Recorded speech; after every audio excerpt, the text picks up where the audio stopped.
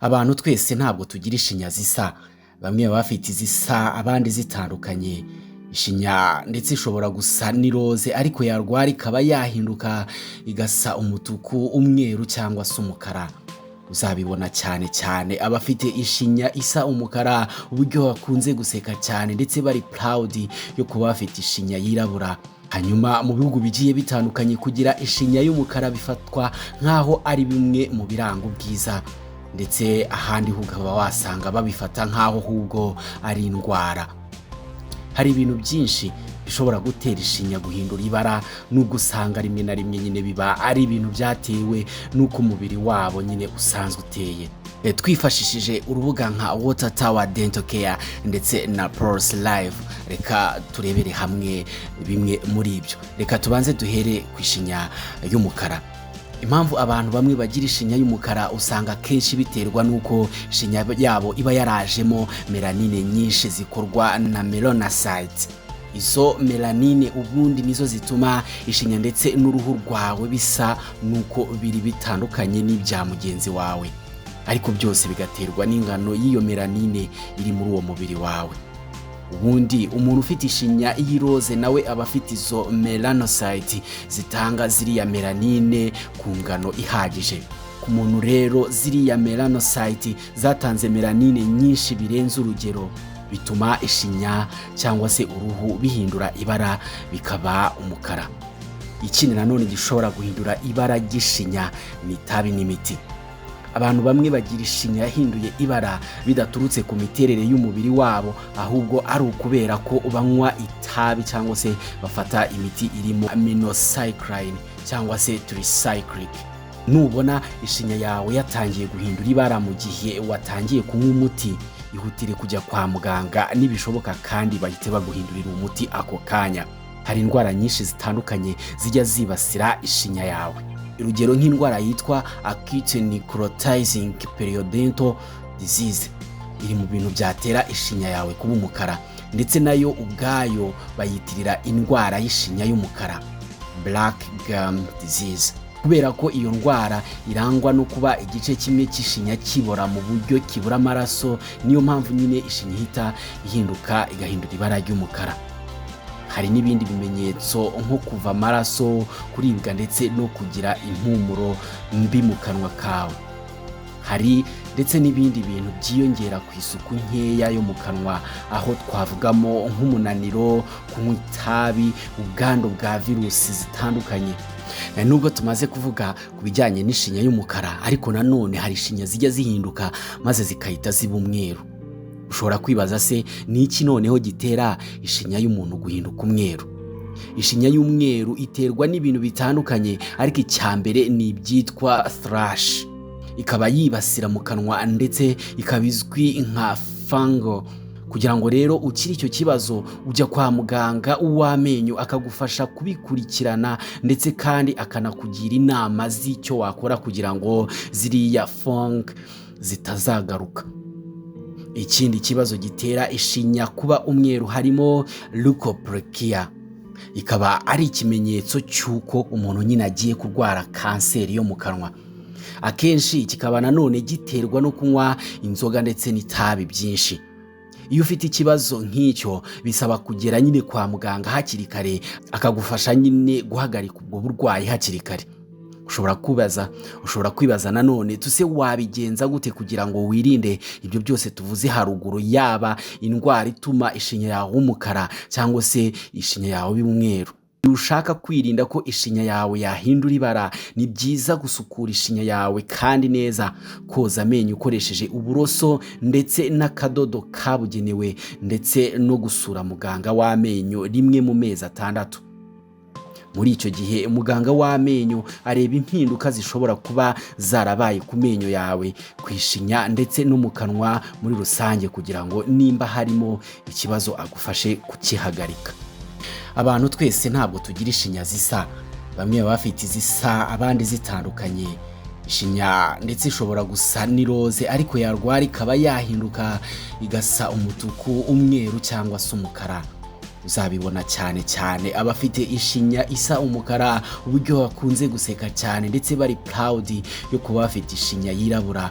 Hanyuma mu bihugu bigiye bitandukanye kugira ishinya y'umukara bifatwa nk'aho ari bimwe mu biranga ubwiza, ndetse ahandi ukaba wasanga babifata nk'aho ahubwo ari indwara.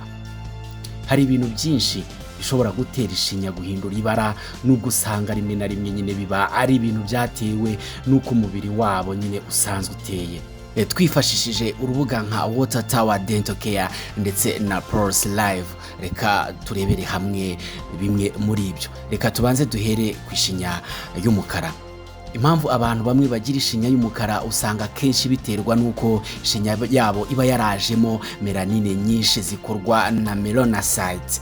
Izo melanine ubundi nizo zituma ishinya ndetse n'uruhu rwawe bisa nuko biri bitandukanye n'ibya mugenzi wawe, ariko byose bigaterwa n'ingano y'iyo melanine iri muri uwo mubiri wawe. Ubundi umuntu ufite ishinya y'iroze nawe aba afite izo melanocytes zitanga ziriya melanine ku ngano ihagije. Ku muntu rero ziriya melanocytes zatanze melanine nyinshi birenze urugero, bituma ishinya cyangwa se uruhu bihindura ibara bikaba umukara. Ikindi nanone gishobora guhindura ibara ry'ishinya ni itabi n'imiti. Abantu bamwe bagira ishinya yahinduye ibara bidaturutse ku miterere y'umubiri wabo, ahubwo ari ukubera ko banywa itabi cyangwa se bafata imiti irimo aminocycline cyangwa se tricyclic. Nubona ishinya yawe yatangiye guhindura ibara mu gihe watangiye kunywa umuti, ihutire kujya kwa muganga nibishoboka kandi bahite baguhindurira umuti ako kanya. Hari indwara nyinshi zitandukanye zijya zibasira ishinya yawe. Urugero nk'indwara yitwa acute necrotizing periodontal disease iri mu bintu byatera ishinya yawe kuba umukara, ndetse nayo ubwayo bayitirira indwara y'ishinya y'umukara, black gum disease, kubera ko iyo ndwara irangwa no kuba igice kimwe cy'ishinya kibora mu buryo kibura amaraso. Niyo mpamvu nyine ishinya ihita ihinduka igahindura ibara ry'umukara. Hari n'ibindi bimenyetso nko kuva amaraso, kuribwa ndetse no kugira impumuro mbi mu kanwa kawe. Hari ndetse n'ibindi bintu byiyongera ku isuku nkeya yo mu kanwa, aho twavugamo nk'umunaniro, kunywa itabi, ubwandu bwa virusi zitandukanye. Nubwo tumaze kuvuga ku bijyanye n'ishinya y'umukara, ariko nanone hari ishinya zijya zihinduka maze zikahita ziba umweru. Ushobora kwibaza se ni iki noneho gitera ishinya y'umuntu guhinduka umweru? Ishinya y'umweru iterwa n'ibintu bitandukanye, ariko icyambere ni ibyitwa thrush. Ikaba yibasira mu kanwa ndetse ikaba izwi nka fungal. Kugira ngo rero ukiri icyo kibazo ujya kwa muganga w'amenyo akagufasha kubikurikirana, ndetse kandi akanakugira inama z'icyo wakora kugira ngo ziriya fungal zitazagaruka. Ikindi kibazo gitera ishinya kuba umweru harimo leukoplakia. Ikaba ari ikimenyetso cy'uko umuntu nyine agiye kurwara kanseri yo mu kanwa. Akenshi kikaba nanone giterwa no kunywa inzoga ndetse n'itabi byinshi. Iyo ufite ikibazo nk'icyo bisaba kugera nyine kwa muganga hakiri kare, akagufasha nyine guhagarika ubwo burwayi hakiri kare. Ushobora kwibaza nanone tuse wabigenza gute kugira ngo wirinde ibyo byose tuvuze haruguru, yaba indwara ituma ishinya yawe umukara cyangwa se ishinya yawe y'umweru. Ushaka kwirinda ko ishinya yawe yahindura ibara, ni byiza gusukura ishinya yawe kandi neza, koza amenyo ukoresheje uburoso ndetse n'akadodo kabugenewe, ndetse no gusura muganga w'amenyo rimwe mu mezi 6. Muri icyo gihe muganga w'amenyo areba impinduka zishobora kuba zarabaye ku menyo yawe, ku ishinya ndetse no mu kanwa muri rusange, kugira ngo nimba harimo ikibazo agufashe kukihagarika. Abantu twese ntabwo tugira ishinya zisa. Bamwe baba bafite izisa abandi zitandukanye. Ishinya ndetse ishobora gusa n'iroze, ariko yarwara ikaba yahinduka igasa umutuku, umweru cyangwa se umukara. Uzabibona cyane cyane abafite ishinya isa umukara, uburyo bakunze guseka cyane ndetse bari proud yo kuba bafite ishinya yirabura. Hanyuma mu bihugu bigiye bitandukanye kugira ishinya y'umukara bifatwa nk'aho ari bimwe mu biranga ubwiza, ndetse ahandi ukaba wasanga babifata nk'aho ahubwo ari indwara. Hari ibintu byinshi bishobora gutera ishinya guhindura ibara, nubwo usanga rimwe na rimwe nyine biba ari ibintu byatewe n'uko umubiri wabo nyine usanzwe uteye. Twifashishije urubuga nka Water Tower Dental Care ndetse na Bose Live, reka turebere hamwe bimwe muri ibyo. Reka tubanze duhere ku ishinya y'umukara. Impamvu abantu bamwe bagira ishinya y'umukara usanga kenshi biterwa nuko ishinya yabo iba yarajemo melanine nyinshi zikorwa na melanocytes. Izo melanine ubundi nizo zituma ishinya ndetse n'uruhu rwawe bisa nuko biri bitandukanye n'ibya mugenzi wawe, ariko byose bigaterwa n'ingano y'iyo melanine iri muri uwo mubiri wawe. Ubundi umuntu ufite ishinya y'iroze nawe aba afite izo melanocytes zitanga ziriya melanine ku ngano ihagije. Ku muntu rero ziriya melanocytes zatanze melanine nyinshi birenze urugero, bituma ishinya cyangwa se uruhu bihindura ibara bikaba umukara. Ikindi nanone gishobora guhindura ibara ry'ishinya ni itabi n'imiti. Abantu bamwe bagira ishinya yahinduye ibara bidaturutse ku miterere y'umubiri wabo, ahubwo ari ukubera ko banywa itabi cyangwa se bafata imiti irimo aminocycline cyangwa se tricyclic. Nubona ishinya yawe yatangiye guhindura ibara mu gihe watangiye kunywa umuti, ihutire kujya kwa muganga nibishoboka kandi bahite baguhindurira umuti ako kanya. Hari indwara nyinshi zitandukanye zijya zibasira ishinya yawe.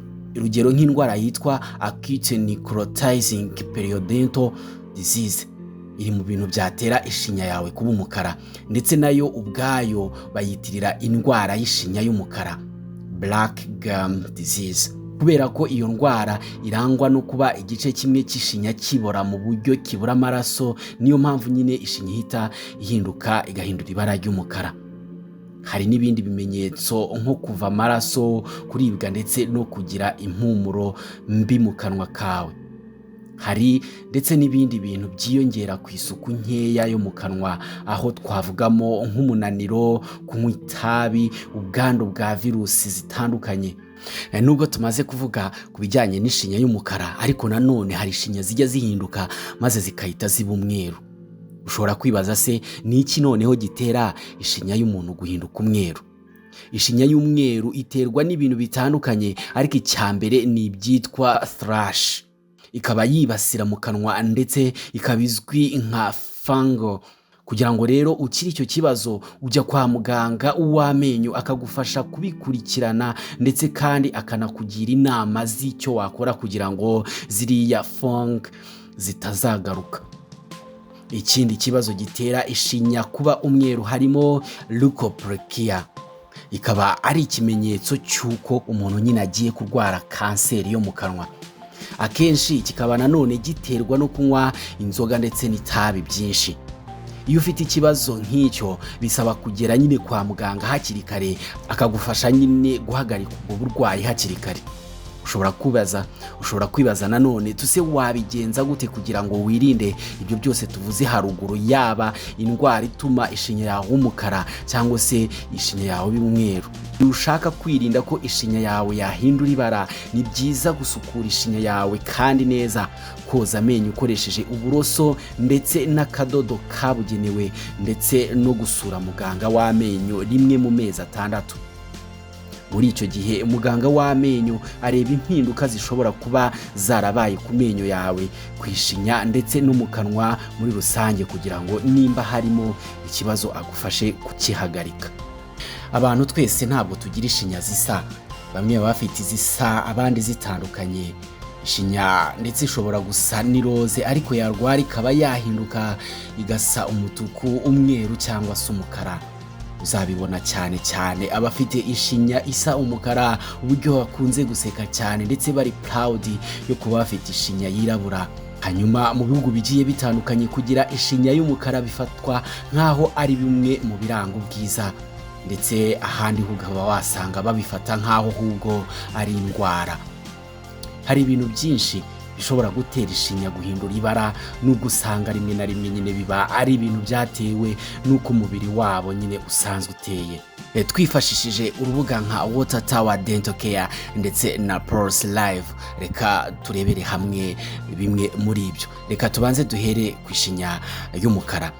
Impamvu abantu bamwe bagira ishinya y'umukara usanga kenshi biterwa nuko ishinya yabo iba yarajemo melanine nyinshi zikorwa na melanocytes. Izo melanine ubundi nizo zituma ishinya ndetse n'uruhu rwawe bisa nuko biri bitandukanye n'ibya mugenzi wawe, ariko byose bigaterwa n'ingano y'iyo melanine iri muri uwo mubiri wawe. Ubundi umuntu ufite ishinya y'iroze nawe aba afite izo melanocytes zitanga ziriya melanine ku ngano ihagije. Ku muntu rero ziriya melanocytes zatanze melanine nyinshi birenze urugero, bituma ishinya cyangwa se uruhu bihindura ibara bikaba umukara. Ikindi nanone gishobora guhindura ibara ry'ishinya ni itabi n'imiti. Abantu bamwe bagira ishinya yahinduye ibara bidaturutse ku miterere y'umubiri wabo, ahubwo ari ukubera ko banywa itabi cyangwa se bafata imiti irimo aminocycline cyangwa se tricyclic. Nubona ishinya yawe yatangiye guhindura ibara mu gihe watangiye kunywa umuti, ihutire kujya kwa muganga nibishoboka kandi bahite baguhindurira umuti ako kanya. Hari indwara nyinshi zitandukanye zijya zibasira ishinya yawe. Urugero nk'indwara yitwa acute necrotizing periodontal disease iri mu bintu byatera ishinya yawe kuba umukara, ndetse nayo ubwayo bayitirira indwara y'ishinya y'umukara, black gum disease, kubera ko iyo ndwara irangwa no kuba igice kimwe cy'ishinya kibora mu buryo kibura amaraso. Niyo mpamvu nyine ishinya ihita ihinduka igahindura ibara ry'umukara. Hari n'ibindi bimenyetso nko kuva amaraso, kuribwa ndetse no kugira impumuro mbi mu kanwa kawe. Hari ndetse n'ibindi bintu byiyongera ku isuku nkeya yo mu kanwa, aho twavugamo nk'umunaniro, kunywa itabi, ubwandu bwa virusi zitandukanye. Nubwo tumaze kuvuga ku bijyanye n'ishinya y'umukara, ariko nanone hari ishinya zijya zihinduka maze zikahita ziba umweru. Ushobora kwibaza se ni iki noneho gitera ishinya y'umuntu guhinduka umweru? Ishinya y'umweru iterwa n'ibintu bitandukanye, ariko icyambere ni ibyitwa thrush. Ikaba yibasira mu kanwa ndetse ikaba izwi nka fungal. Kugira ngo rero ukiri icyo kibazo ujya kwa muganga w'amenyo akagufasha kubikurikirana, ndetse kandi akanakugira inama z'icyo wakora kugira ngo ziriya fungal zitazagaruka. Ikindi kibazo gitera ishinya kuba umweru harimo leukoplakia. Ikaba ari ikimenyetso cy'uko umuntu nyine agiye kurwara kanseri yo mu kanwa. Akenshi kikaba nanone giterwa no kunywa inzoga ndetse n'itabi byinshi. Iyo ufite ikibazo nk'icyo bisaba kugera nyine kwa muganga hakiri kare, akagufasha nyine guhagarika ubwo burwayi hakiri kare. Ushobora kwibaza nanone tuse wabigenza gute kugira ngo wirinde ibyo byose tuvuze haruguru, yaba indwara ituma ishinya yawe umukara cyangwa se ishinya yawe y'umweru. Iyo ushaka kwirinda ko ishinya yawe yahindura ibara, ni byiza gusukura ishinya yawe kandi neza, koza amenyo ukoresheje uburoso ndetse n'akadodo kabugenewe, ndetse no gusura muganga w'amenyo rimwe mu mezi 6. Muri icyo gihe muganga w'amenyo areba impinduka zishobora kuba zarabaye ku menyo yawe, ku ishinya ndetse no mu kanwa muri rusange, kugira ngo nimba harimo ikibazo agufashe kukihagarika. Abantu twese ntabwo tugira ishinya zisa. Bamwe baba bafite izisa, abandi zitandukanye. Ishinya ndetse ishobora gusa n'iroze, ariko yarwara ikaba yahinduka igasa umutuku, umweru cyangwa se umukara. Uzabibona cyane cyane abafite ishinya isa umukara, uburyo bakunze guseka cyane ndetse bari proud yo kuba bafite ishinya yirabura. Hanyuma mu bihugu bigiye bitandukanye kugira ishinya y'umukara bifatwa nk'aho ari bimwe mu biranga ubwiza, ndetse ahandi ukaba wasanga babifata nk'aho ahubwo ari indwara. Hari ibintu byinshi bishobora gutera ishinya guhindura ibara, nubwo usanga rimwe na rimwe nyine biba ari ibintu byatewe n'uko umubiri wabo nyine usanzwe uteye. Twifashishije urubuga nka Water Tower Dental Care ndetse na Pulse Live, reka turebere hamwe bimwe muri ibyo. Reka tubanze duhere ku ishinya y'umukara. Impamvu abantu bamwe bagira ishinya y'umukara usanga kenshi biterwa nuko ishinya yabo iba yarajemo melanine nyinshi zikorwa na melanocytes. Izo melanine ubundi nizo zituma ishinya ndetse n'uruhu rwawe bisa nuko biri bitandukanye n'ibya mugenzi wawe, ariko byose bigaterwa n'ingano y'iyo melanine iri muri uwo mubiri wawe. ubundi umuntu ufite ishinya y'iroze nawe aba afite izo melanocyte zitanga ziriya melanine ku ngano ihagije. Ku muntu rero ziriya melanocyte zatanze melanine nyinshi birenze urugero, bituma ishinya cyangwa se uruhu bihindura ibara bikaba umukara. Ikindi nanone gishobora guhindura ibara ry'ishinya ni itabi n'imiti. Abantu bamwe bagira ishinya yahinduye ibara bidaturutse ku miterere y'umubiri wabo, ahubwo ari ukubera ko banywa itabi cyangwa se bafata imiti irimo aminocycline cyangwa se tricyclic. Nubona ishinya yawe yatangiye guhindura ibara mu gihe watangiye kunywa umuti, ihutire kujya kwa muganga nibishoboka kandi bahite baguhindurira umuti ako kanya. Hari indwara nyinshi zitandukanye zijya zibasira ishinya yawe. Urugero nk'indwara yitwa acute necrotizing periodontal disease iri mu bintu byatera ishinya yawe kuba umukara, ndetse nayo ubwayo bayitirira indwara y'ishinya y'umukara, black gum disease, kubera ko iyo ndwara irangwa no kuba igice kimwe cy'ishinya kibora mu buryo kibura amaraso. Niyo mpamvu nyine ishinya ihita ihinduka igahindura ibara ry'umukara. Hari n'ibindi bimenyetso nko kuva amaraso, kuribwa ndetse no kugira impumuro mbi mu kanwa kawe. Hari ndetse n'ibindi bintu byiyongera ku isuku nkeya yo mu kanwa, aho twavugamo nk'umunaniro, kunywa itabi, ubwandu bwa virusi zitandukanye. Nubwo tumaze kuvuga ku bijyanye n'ishinya y'umukara, ariko nanone hari ishinya zijya zihinduka maze zikahita ziba umweru. Ushobora kwibaza se ni iki noneho gitera ishinya y'umuntu guhinduka umweru? Ishinya y'umweru iterwa n'ibintu bitandukanye, ariko icyambere ni ibyitwa thrush. Ikaba yibasira mu kanwa ndetse ikaba izwi nka fungal. Kugira ngo rero ukiri icyo kibazo ujya kwa muganga w'amenyo akagufasha kubikurikirana, ndetse kandi akanakugira inama z'icyo wakora kugira ngo ziriya fungal zitazagaruka. Ikindi kibazo gitera ishinya kuba umweru harimo leukoplakia. Ikaba ari ikimenyetso cy'uko umuntu nyine agiye kurwara kanseri yo mu kanwa. Akenshi kikaba nanone giterwa no kunywa inzoga ndetse n'itabi byinshi. Iyo ufite ikibazo nk'icyo bisaba kugera nyine kwa muganga hakiri kare, akagufasha nyine guhagarika ubwo burwayi hakiri kare. Ushobora kwibaza nanone tuse wabigenza gute kugira ngo wirinde ibyo byose tuvuze haruguru, yaba indwara ituma ishinya yawe umukara cyangwa se ishinya yawe y'umweru. Iyo ushaka kwirinda ko ishinya yawe yahindura ibara, ni byiza gusukura ishinya yawe kandi neza, koza amenyo ukoresheje uburoso ndetse n'akadodo kabugenewe, ndetse no gusura muganga w'amenyo rimwe mu mezi 6. Muri icyo gihe muganga w'amenyo areba impinduka zishobora kuba zarabaye ku menyo yawe, ku ishinya ndetse no mu kanwa muri rusange, kugira ngo nimba harimo ikibazo agufashe kukihagarika.